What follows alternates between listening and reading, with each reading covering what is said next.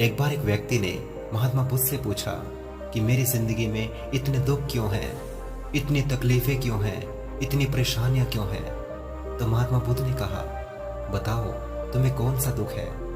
तो उस व्यक्ति ने कहा, मैं आपको कितने दुख गिनाऊं, मेरा तो पूरा जीवन ही दुखों से भरा हुआ है। मेरे जो रिश्ते हैं उनसे भी मैं दुखी हूँ और मेरे शरीर में भी बहुत बीमारियां होती रहती हैं। एक के पीछे एक दुख लगा ही रहता है।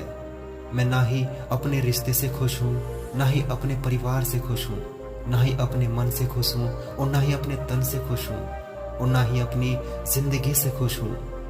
लगता है ऐसे जिंदगी से अच्छा है कि मैं मर ही जाऊं, कोई मतलब ही नहीं है ऐसे जीने का। तब महात्मा बुद्ध ने उस व्यक्ति से पूछा, तुम्हारे इन सभी दुखों का क्या कारण है। तब वह व्यक्ति महात्मा बुद्ध से कहता है, मैं इसीलिए तो आपके पास आया हूँ कि आप ही बताओ मेरी जिंदगी में इतने दुख क्यों हैं, इन सब का कारण क्या है। महात्मा बुद्ध ने उस व्यक्ति से कहा, जरा गहराई से सोचो, देखो, विचार करो। गहराई से सोचोगे तो तुम्हें पता लगेगा कि तुम्हारे दुख का कारण क्या हो सकता है।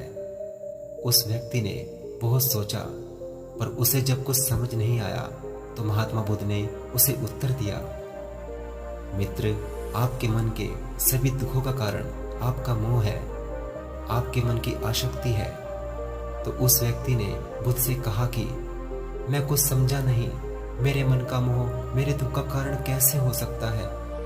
तब महात्मा बुद्ध ने उस व्यक्ति से कहा, मित्र, इस बात को समझाने के लिए मैं तुम्हें 3 छोटी छोटी कहानियां सुनाता हूँ, जिनको सुनने के बाद तुम यह बहुत अच्छे से समझ जाओगे। एक बार एक व्यक्ति पेड़ से चिपक कर चिल्ला रहा था कि मुझे कोई बचाओ, कोई मुझे इस पेड़ से छुड़ाओ, इस पेड़ ने मुझे पकड़ लिया है। तब वहां से एक गुरु और शिष्य गुजर रहे थे। तो उस शिष्य ने अपने गुरु से कहा कि इसकी मदद करनी चाहिए गुरुजी, यह इस पेड़ से चिपक गया है। तब उसके गुरु ने कहा कि इसकी मदद कोई नहीं कर सकता। तो वह शिष्य हैरान होकर अपने गुरु से पूछने लगा कि ऐसा क्या है गुरुजी जो इसकी मदद नहीं की जा सकती। तब उसके गुरु ने जवाब दिया, इस इंसान ने खुद ही पेड़ को पकड़ रखा है। जिस इंसान ने खुद ही किसी चीज को पकड़ रखा हो, उसे भला कौन छुड़ा सकता है, उसे कौन बचा सकता है। फिर महात्मा बुद्ध ने उस व्यक्ति से कहा कि तुमने भी सारे दुखों को खुद ही पकड़ा है कि यह मेरा है, यह छूट ना जाए, यह मेरे पास रहना चाहिए। और तेरे सारे दुखों का कारण यह मैं और मेरे का बंधन है। फिर बुद्ध ने उसे दूसरी कहानी सुनाई, जैसे एक मकड़ी, वह खुद ही जाल बुनती है और जाल बुनते बुनते एक दिन ऐसा आता है कि वह खुद ही उस जाल में फंस जाती है और वह चाहकर भी उस जाल से बाहर नहीं निकल पाती।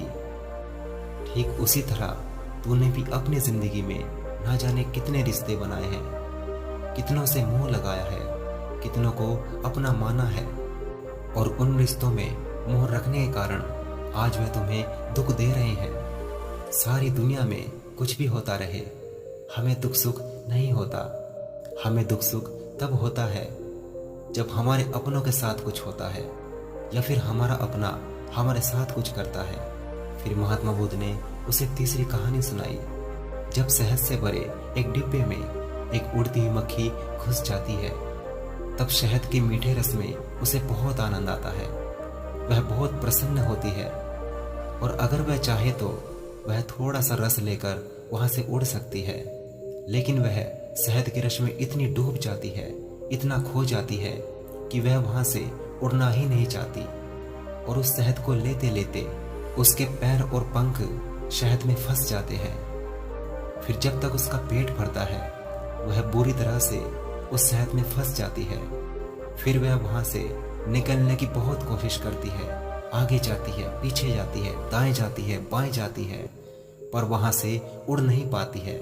ठीक उसी तरह तूने भी अपनी जिंदगी में जिन रिश्तों में आनंद लिया, सुख लिया, शुरू में तो तुझे बहुत सुख आया, बहुत आनंद आया और आज वही रिश्ते तुझे दुख दे रहे हैं। ऐसे ही जब कोई व्यक्ति अपने स्वास्थ्य की परवाह ना करके स्वादिष्ट रसों के पीछे पड़कर कुछ भी खाने लगता है तो आगे चलकर उसका स्वास्थ्य खराब होने लगता है, उसका शरीर खराब हो जाता है, उसके शरीर में रोग आने लगते हैं। ऐसे ही मन जब सारे संसार की बहुत सारी आशाएं कर लेता है, तृष्णाएं और वासनाएं कर लेता है, तो उसके मन में धन का लोभ आ जाता है और फिर चाहे उसे कितना भी धन मिलता रहे, उसकी तृप्ति कभी नहीं होती।